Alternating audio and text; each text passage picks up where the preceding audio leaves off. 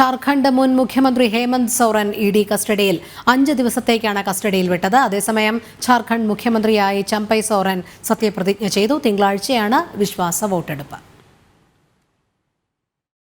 ഭൂമി കുംഭകോണ കേസിൽ ഹേമന്ത് സോറൻ അറസ്റ്റിലായ പശ്ചാത്തലത്തിലാണ് പുതിയ മുഖ്യമന്ത്രി ജാർഖണ്ഡിൽ അധികാരമേറ്റത്. റാഞ്ചിയിൽ രാജ്ഭവനിൽ നടന്ന ചടങ്ങിൽ ഗവർണർ CP രാധാകൃഷ്ണൻ സത്യവാചകം ചൊല്ലിക്കൊടുത്തു. ईश्वर की शपथ लेता हूं कि मैं विधि द्वारा इसके भारत के संविधान के प्रति सच्ची श्रद्धा और निष्ठा रखूंगा. കോൺഗ്രസിലെ അലംഗീർ അലം, RJDയിലെ സത്യാനന്ദ ബോൾട്ട എന്നിവരും മന്ത്രിമാരായി സത്യപ്രതിജ്ഞ ചെയ്തു. തിങ്കളാഴ്ച പുതിയ സർക്കാർ നിയമസഭയിൽ വിശ്വാസ വോട്ട് നേടണം.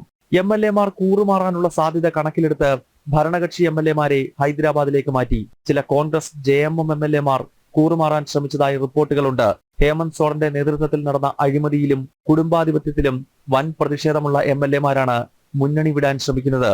അതിനിടെ ED അറസ്റ്റിനെ ചോദ്യം ചെയ്ത് ഹേമന്ത് സോറൻ സമർപ്പിച്ച ജാമ്യാപേക്ഷ പരിഗണിക്കാൻ സുപ്രീം കോടതി വിസമ്മതിച്ചു. ഹൈക്കോടതിയെ സമീപിക്കാനായിരുന്നു സുപ്രീം കോടതി നിർദ്ദേശം. ജനം, ഡൽഹി.